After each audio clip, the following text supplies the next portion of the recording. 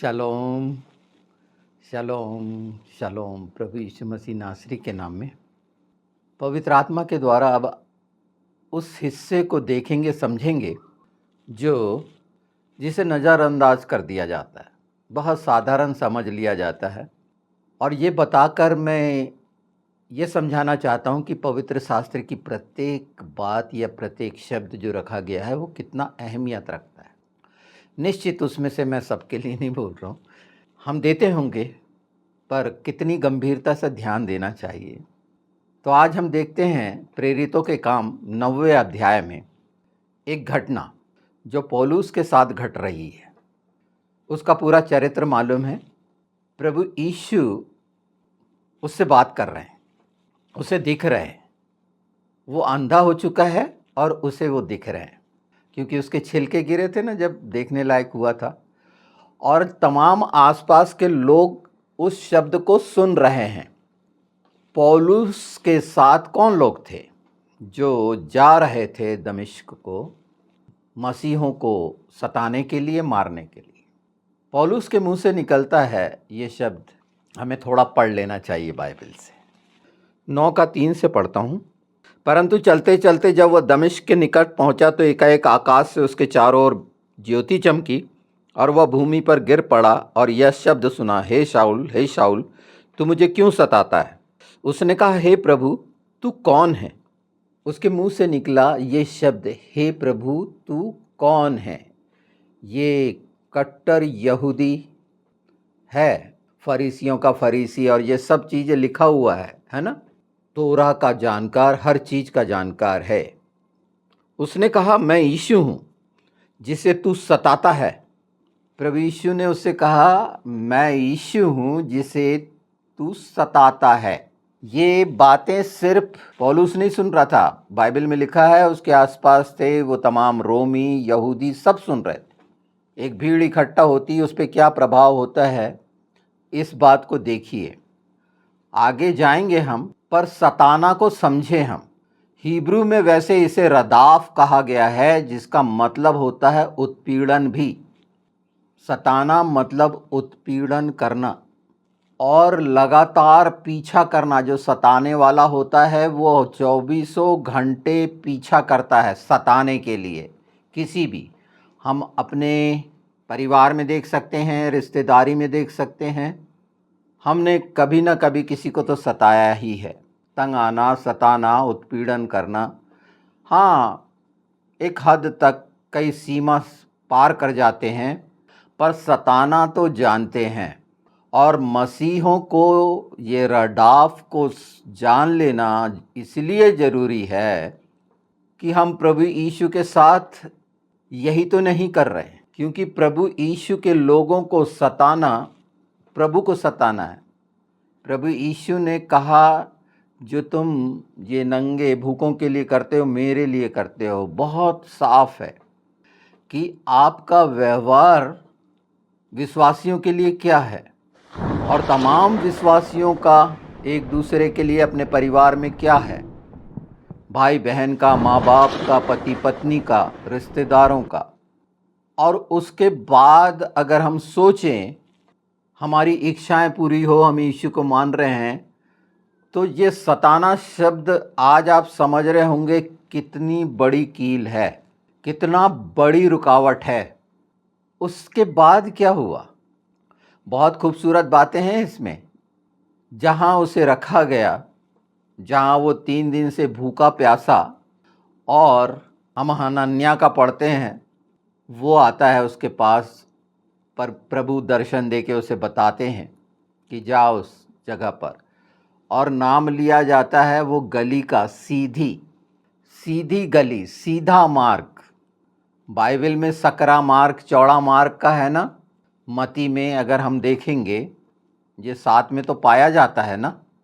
इसका आत्मिक महत्व प्राचीन मार्ग के लिए यूहन्ना में, यिर्मयाह में बताया गया है। खड़े होकर देखो किस जगह पर है वो, कहाँ रखा गया है।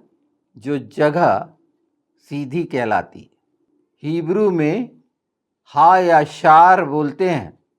ये मैं हिब्रू का इसलिए बता दे रहा हूँ, इससे जो वास्तव में उपयुक्त एप्रोप्रिएट वर्ड मिलते हैं हमें ये स्ट्रीट लैन के लिए, सीधी गली के लिए या सीधी सड़क के लिए, तो सीधा मतलब सच्चा, हाँ या शार, इस बात को जान लेंगे तो बहुत सी बातें आने वाले समय में पवित्र आत्मा आपको दिशा देंगे। जैसे रकाब बोलते हैं गली को या सड़क, तो लौटा ले आने की जगह हम जो भटक रहे थे, बड़े अगर कॉन्सेप्ट में देखें तो लौटा ले आया तीशुआ, इसीलिए उसे याशुआ बोलते हैं। तीशुआ जो सादिक है, धार्मिक है। शुआ इसीलिए लगा है कि इस बात को जाने, पर हम सरल भाषा में जान रहे हैं। और परमेश्वर ने पूरा कैसा डिजाइन किया हुआ है इसे देखिए कि 3 दिन तक वो क्या करता रहा। सोच सकते हैं, लिखा हुआ है वो प्रार्थना कर रहा था 3 दिन से, उसे बता दिया गया। और उस जैसे ही हनन्या द्वार पे पहुंचता है वो नाम लेता है उसका। हमने ये सब कुछ पा लिया है। पौलुस उसके बाद सताने वाला नहीं ठहरा, वो सीधी गली को जान लिया, सच्चे मार्ग को जान लिया। वो वापस हुआ, वापस फिरा। वहाँ रखने का ये जो बातें सामने रखी जाती हैं वो इसीलिए हैं कि हम अपने आप को पहचाने सताने शब्द से कि हम उत्पीड़ित कर रहे हैं, पीछा कर रहे हैं। तो अगर किसी ऐसी चीज के लिए हम पीछे पड़े हुए हैं और किसी भी रीति से परेशान करने की कोशिश कर रहे हैं, तो हम यीशु को परेशान कर रहे हैं। फिर कैसे उम्मीद करते हैं अपनी प्रार्थनाओं में? अपने आप को जांचने पहचानने के लिए ये अध्याय का ये अंश कितना महत्वपूर्ण है, या आप इसको कितना महत्वपूर्ण बना सकते हैं, क्योंकि यीशु की इच्छा इसमें निहित है। और देखिए, पौलुस को अन्य जातियों के लिए चुनाव हुआ, और आगे देखेंगे तो लिखा है, 17 से पढ़ देता हूं मैं, 9-17 बल्कि 16 से। और मैं उसे बताऊंगा कि मेरे नाम के लिए उसे कैसा कैसा दुख उठाना पड़ेगा। इसे अंडरलाइन कर लीजिए हम मसीहों को, जो उसके नाम के साथ हैं, उसके नाम में हैं, उसके नाम के द्वारा हैं, कैसे कैसे दुख उठाने पड़ेंगे, कैसे दुख उठाने पड़ेंगे। दुख उठाना ही पड़ेगा। क्यों? क्योंकि प्रत्येक मनुष्य के द्वारा यीशु को सताया गया, किसी ने नहीं छोड़ा है। कोई हो इस पृथ्वी पर, हम अपने बारे में, अपने हितों के बारे में, अपने आसपास के बारे में किसी व्यक्ति के द्वारा किया गया ऐसे प्रयास के सताने को हम समझ लेते हैं। पर दुष्टता के साथ जब हम वचन विरोधी कार्य करते हैं, अपनी मनमानी करते हैं और करते हैं, हाँ, हम उस समय ये बोल जरूर सकते हैं हवा के जैसे कि उसने मुझे बहका दिया था। क्योंकि कहाँ नहीं थे हम? वो गली में, सीधी जो कहलाती है, सच्ची जो कहलाती है, उस गली में हम नहीं थे। प्रार्थनाओं में हम उस गली में नहीं थे, हम कहीं और थे प्रार्थनाओं में। क्योंकि अगर हम उस गली में प्रार्थना में हैं जो आत्मिक है, स्वर्ग की ओर पहुंचाती है, यीशु ने कहा मार्ग मैं ही हूं, वो प्रमाणित कर रहे हैं। कितना बड़ा सबूत है इस बात का। इन शब्दों को जो रखे गए हैं बाइबल में कितने यथार्थ हैं, सजीव हैं, प्रमाणित हैं, तथ्य पूरे निश्चित हैं।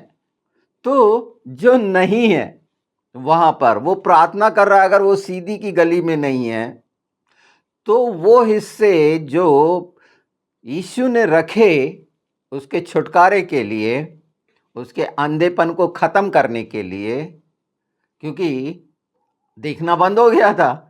यीशु को देखा तो दिखना बंद हो गया संसार का। ये 2 हिस्से भी हैं।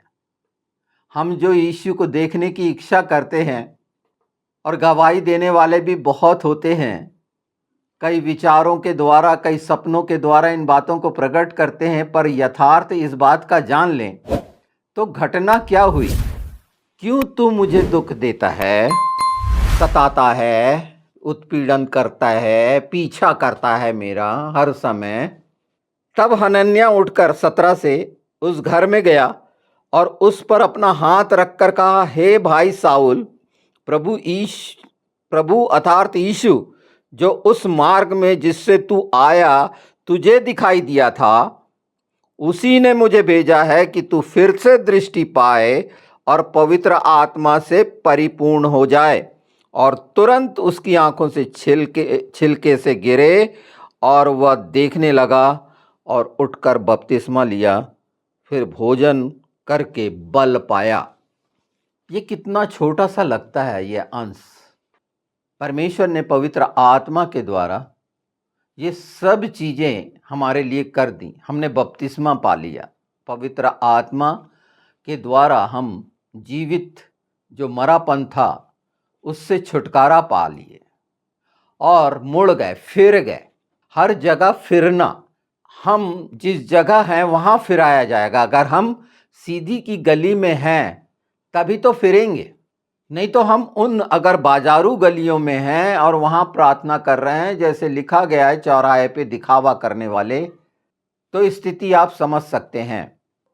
सताना शब्द अगर हमने अच्छे से समझ लिए कि यीशु के कारण जब हम सताए जाते हैं, दुख उठाते हैं, तो मसीहों के द्वारा यीशु को सताया जाना उचित है क्या?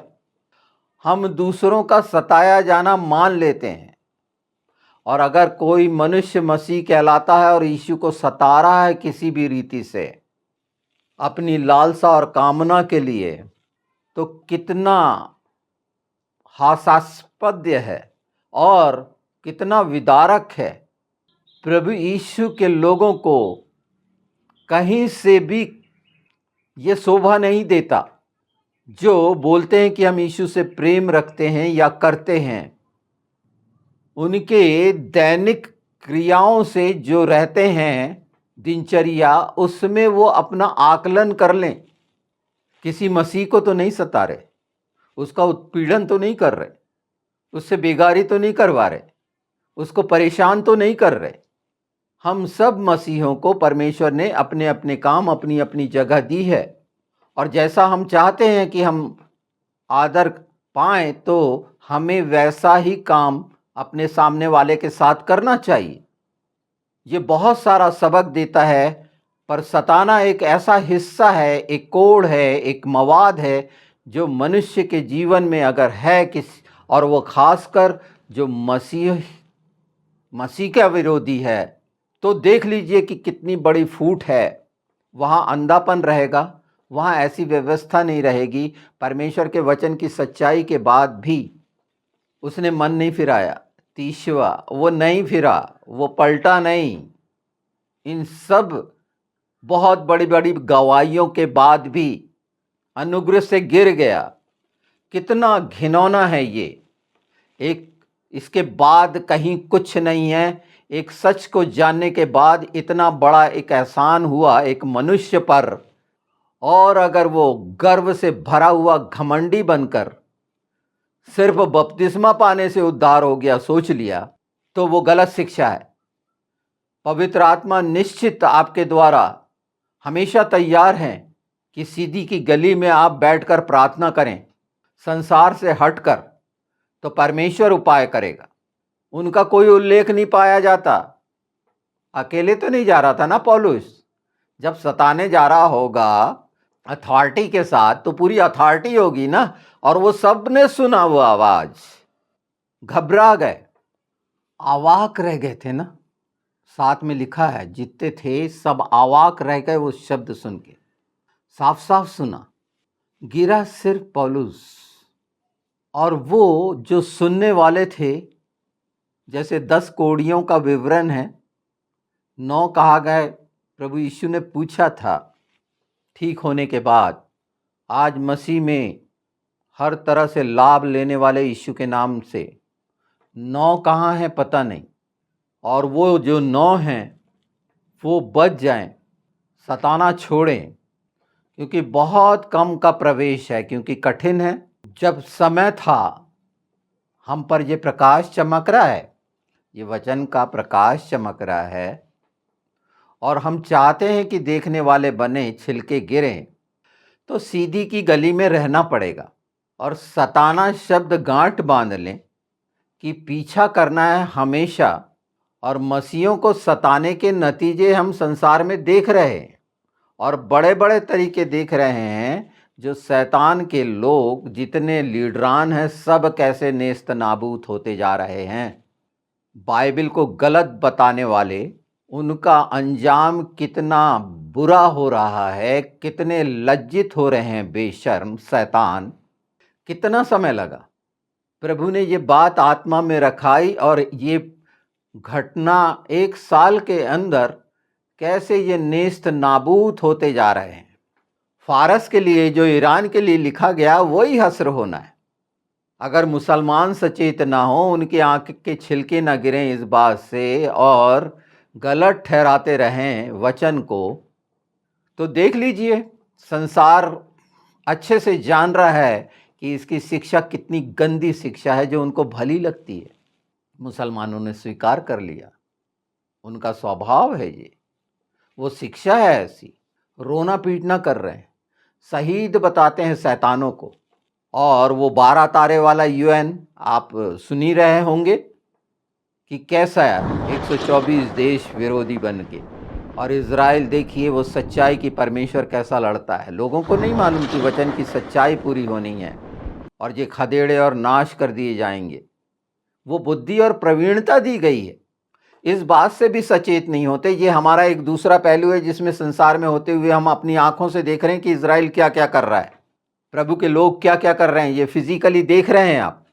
आत्मिक जन प्रभु यीशु के कहलाने वाले अगर सताने वाले बनेंगे अपने ही भाइयों को, अपने ही परिवार को, अपनी ही कलीसिया में, तो दुष्ट का सामना वो कर नहीं सकते। मैंने शुरू में बोल दिया, वो व्यापारी हैं, वो 9 कोड़ी हैं, पर एक काफ़ी है।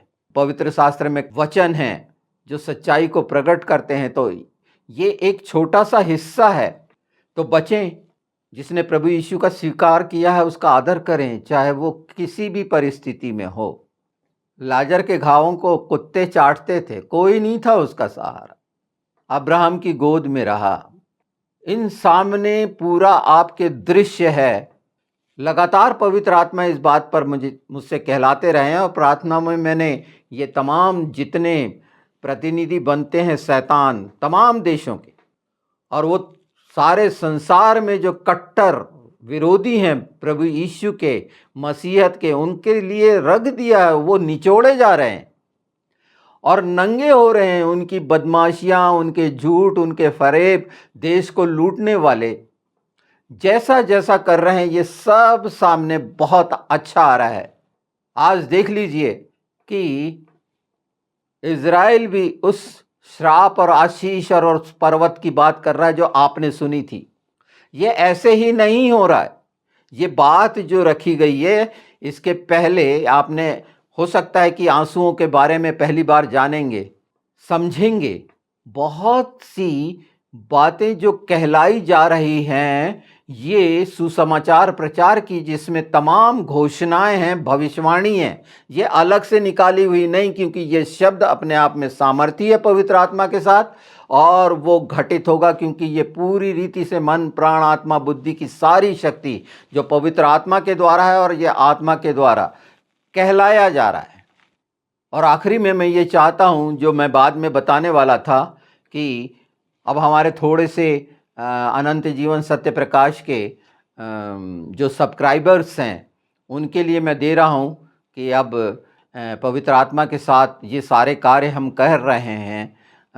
ये कोई प्रोफेशनल चैनल तो है नहीं, पर आराधना का एक विषय पवित्र आत्मा के द्वारा मेरे सामने रखा गया कि जैसे ही ये पूरा होता है तो जितने भी सब्सक्राइबर हैं वो अपनी इच्छा आराधना के लिए एक समय जो पवित्र आत्मा की संगति में हम रखें, और उस आराधना में वो थोड़ा समय, चाहे वो 10 मिनट का, आधे घंटे का, पर सच्चाई से आराधना करने वाले जुड़ सकें उसमें, या लाइव स्ट्रीम में, परमेश्वर जैसे चाहेगा तब तक मैं इंतज़ार कर रहा हूँ। मुझे जल्दी नहीं है। उसमें से कई आप लाइव स्ट्रीम में कैसे जुड़ते हैं, आपकी भागीदारी वहाँ पर इस सच्चाई के साथ, इन बातों के लिए जो अंतिम समय में जैसा पवित्र आत्मा हमारे मार्गदर्शन करेंगे, निश्चित यीशु के नाम में हम वही करेंगे। लोगों के अनुसार हम नहीं करना है। और एक अच्छी आराधना हर दिन की हुआ करेगी, जैसे आज हर दिन सुबह शाम आप अनंत जीवन सत्य प्रकाश के वीडियो सुन रहे हैं। ये बहुत खूबसूरत बात है और निश्चित आपके जीवनों में वो आशीष, अभिषेक जो परमेश्वर ने रखा है वो पा रहे हैं और छुटकारा पा रहे हैं आपके परिवार में, और पूरी तरह छुटकारा पाएंगे। और धीरे धीरे इसमें धीरज रखिए और धीरे धीरे हम आगे बढ़ेंगे यीशु के नाम में। ये सब पूरा होना है। हाँ, मैं इंतज़ार करूँगा आपके जवाब का उस कमेंट में, और जो उत्सुक हैं इस आराधना में रहने के लिए वो अपनी सहमति दिखाएं कि हम एक तैयारी करें कि लाइव स्ट्रीम में किस रीति से हम एक शुरुआत करें, एक अलग शुरुआत सच्ची आराधना में छुटकारा पाने के लिए, उसकी उपस्थिति में जो हम हमेशा हैं पिता पुत्र पवित्र आत्मा की, उसमें रहकर उसके राज्य के लिए, उसकी महिमा और स्तुति और बड़ाई के लिए ये हमें करना है। हमारे लिए अपने आप हो जाएगा, ये हो ही रहा है। ये सब कुछ जो हो रहा है ये हमारे लिए हो रहा है और आशीष का कारण निश्चित ठहरे हैं। सताने पर ध्यान दे दीजिए, है ना, कि हमारे द्वारा यीशु को सताया तो नहीं जा रहा है। मैं आशा रखता हूँ अगर ऐसा कोई भी कड़वाहट है, इसीलिए यीशु ने कहे थे कि अगर तेरा किसी से बैर है तो जाके उससे समझौता कर ले, तब तेरी प्रार्थना सुनी जाएगी। तो आज आपके लिए, हमारे लिए, हम सब के लिए ये एक ऐसा विषय है जो आत्मिक उन्नति में बाधा डालता है, स्वर्गीय वस्तुओं की खोज में बाधा डालता है, स्वर्गीय स्थानों पे दृष्टि लगाने में बाधा डालता है। ये सारे वचन यीशु के नाम में हम सब सुनने वालों के लिए, उसके अनुग्रह से जो प्रभु यीशु ने हमारे लिए दिया है, योग्य फल लाने वाले बनेंगे। इस कामना के साथ कि पुनरुत्थान की सामर्थ्य जो हमने पाई है उसमें रहकर एक जीवित जीवन जिएंगे यीशु के नाम में।